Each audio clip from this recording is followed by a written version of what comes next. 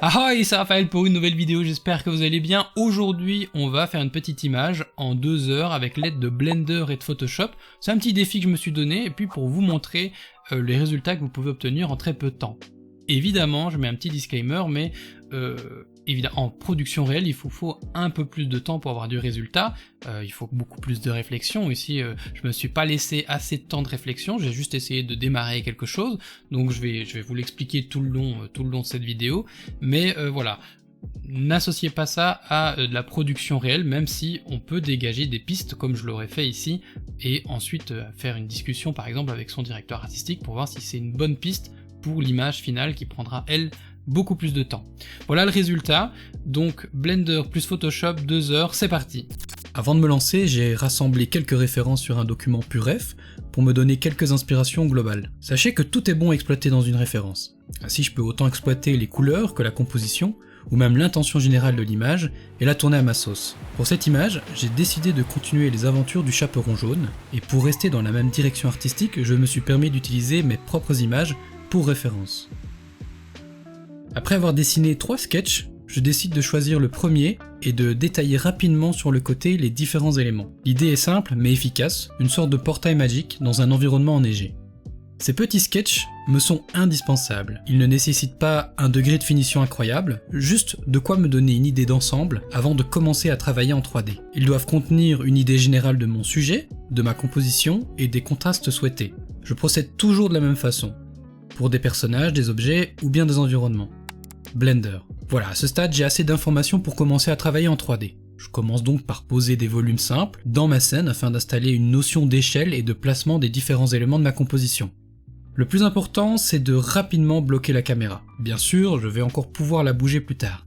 Mais si on arrive rapidement à déterminer ce qui est important, dès le départ, il est plus facile de concentrer les efforts uniquement dans cette zone de l'image et ne pas perdre d'énergie ailleurs. Comme j'aime toujours expérimenter des nouvelles choses, je me suis mis en tête ici de sculpter rapidement mes rochers. Bon, ils ne sont pas dingues, mais c'est pour avoir une forme un peu plus customisée quoi. Ce qui est bien avec la 3D, c'est que vous pouvez changer rapidement la forme et l'orientation des objets. Donc avec un seul rocher, j'ai pu meubler toute ma scène et créer des petits groupes. Si je m'étais donné plus de temps, mon objectif aurait été de créer au moins 3 formes différentes pour les mixer entre elles. Le plus important, ici, c'est de définir la composition avec des volumes simples, et à ce stade, il est très facile de modifier les éléments, de les déplacer ou de les jeter si besoin. Tout comme pour le dessin ou la peinture, je veille à dégrossir et à aller dans le détail au fur et à mesure que l'image progresse. Parfois, je me surprends à être satisfait de certains éléments assez rapidement dans le processus de création. De ce fait, avancer petit à petit me permet de définir à quels endroits je dois mettre des efforts. Bon. Les rochers c'est pas tout, je passe assez rapidement à l'élément central de la composition, cette structure en pierre qui flotte dans les airs par magie. Rien de trop gourmand. Je vous rappelle que l'idée c'est de faire une image rapidement. Néanmoins je décide de sculpter quelques éléments dessus pour que la lumière apporte un peu de complexité sur l'image. Est-ce que j'aurais pu simplement les peindre sur Photoshop? Oui, mais parfois ça me détend, donc je le fais.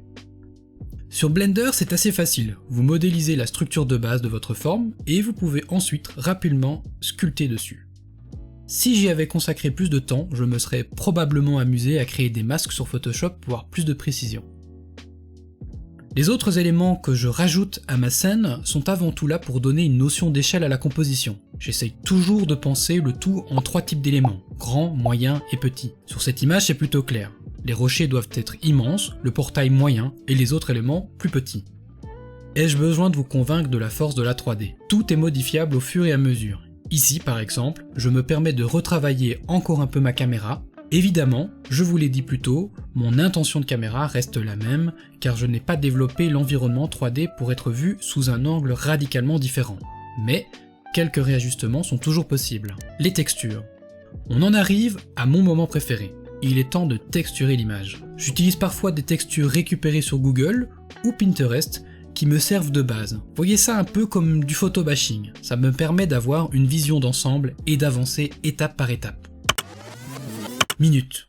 Tu prends des images sur Google sous copyright, Raphaël?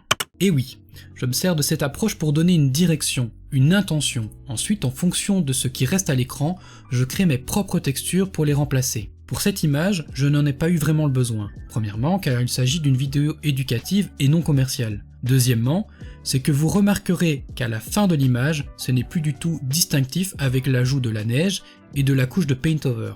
Donc, comme pour toutes les étapes précédentes, je cherche à réduire au maximum les efforts. Je comprendrai que cela vous choque, mais sachez que c'est monnaie courante dans les productions. Voyez ça comme une référence et le matériel d'origine doit complètement disparaître si vous n'effectuez pas de remplacement de photos ou de textures évidemment. L'éclairage. Comme il y a peu d'éléments dans cette scène, je décide de passer au placement de l'éclairage assez tôt. Rien de très spécifique. Je peins rapidement une texture pour mes flammes, comme il s'agit d'une image stylisée, et évidemment pour un résultat plus réaliste, j'utiliserai plutôt une photo. Les détails. Blender regorge de petites astuces pour exploiter des photos facilement, afin de s'en servir comme texture, de lumière, etc. Comme vous pouvez le constater ici avec la création de cette sphère magique, de la même manière que pour les textures de sol, je détourne des photos références pour en faire totalement autre chose en finalité. Cela me donne de la matière avec laquelle jouer.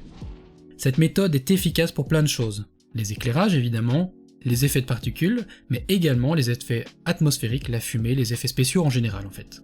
Cette approche est évidemment limitée dans le plan caméra choisi. Tout est pensé pour fonctionner sous l'angle de vue très restreint de ma scène 3D, d'où l'importance de bien réfléchir à l'intention de départ correctement. Bon, il est maintenant temps d'importer mon chaperon jaune d'une autre scène 3D pour donner vie à ces aventures. Je le pose ensuite dans une situation qui me convient.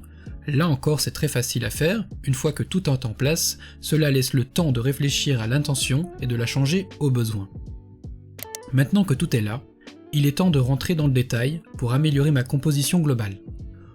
Tout reste flexible à ce stade, la lumière, le placement des éléments, la colorimétrie générale, donc autant en profiter.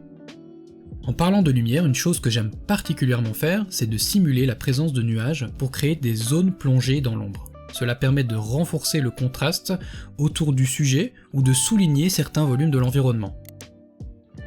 Enfin, dernier élément qui me vient en tête, c'est de rajouter des petites touches de couleur pour avoir une image plus colorée et dynamique. J'en ai profité pour récupérer des petits champignons sur une autre scène 3D.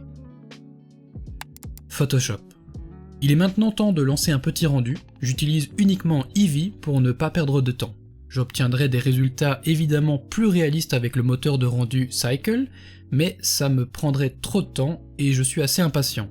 Les retouches sur Photoshop sont assez simples. Il s'agit essentiellement de la retouche des contrastes. Je vérifie régulièrement les valeurs de mon image avec le raccourci noir et blanc dont je vous parlais dans ma vidéo de tips. N'hésitez pas à aller la voir si ce n'est pas déjà fait, c'est vraiment très pratique. À ce stade, je travaille un peu tous les éléments en même temps. La plupart du travail consiste à casser l'effet 3D avec des coups de brush par endroits et renforcer les soft edges pour donner encore plus d'importance au sujet principal de l'image. Pour finir, c'est le moment de détacher un peu les plans quand c'est nécessaire en rajoutant un peu d'effet de perspective atmosphérique ci et là. Si vous voyez la plupart de mes créations sur mon ArtStation, eh bien c'est souvent très similaire comme approche. C'est une question de style qui s'installe avec le temps et surtout mon processus qui me porte vers ce genre de résultat. Je crois qu'il serait temps de chambouler un petit peu tout ça d'ailleurs. Final. Et voilà le résultat. Bon, bien sûr il s'agit d'un speed painting. 2 heures de travail de bout en bout, de la recherche de composition sujet à l'image finale. C'est fonctionnel, mais pas exceptionnel. Une question qui vous brûle peut-être les lèvres, la 3D était-elle vraiment nécessaire pour cette image, qui finalement n'a pas une perspective et des détails poussés? Je vous répondrai qu'en effet, elle ne l'était certainement pas. Mais comme vous avez pu le constater dans cette vidéo, j'ai eu énormément de flexibilité tout le long de la création de l'image. À chaque instant, avant le paint-over, j'ai eu l'opportunité de changer les éléments, la caméra ou les lumières de place. Et cerise sur le gâteau, je pourrais désormais avec mon setup 3D recréer 2 images, voire 3 avec seulement 2 heures de travail en plus. La 3D fait vraiment sens sur le long terme grâce à la réutilisation. Néanmoins, j'aime beaucoup utiliser la 3D dès le début de mon process, car j'aurais très certainement pris le même temps pour réaliser cette image sans l'aide de Blender. Ce n'est pas un mal, bien au contraire. Les meilleurs artistes que je connais réfléchissent beaucoup avant d'attaquer une image. Mais ça ne me ressemble pas. Personnellement, j'aime avoir ce contrôle et changer d'avis à tout moment. Et voilà, c'est fini pour moi, j'espère que vous avez apprécié cette vidéo. N'hésitez pas donc à me le dire dans les commentaires et de vous abonner. Et je vous dis à très bientôt pour la prochaine vidéo. Tchuss!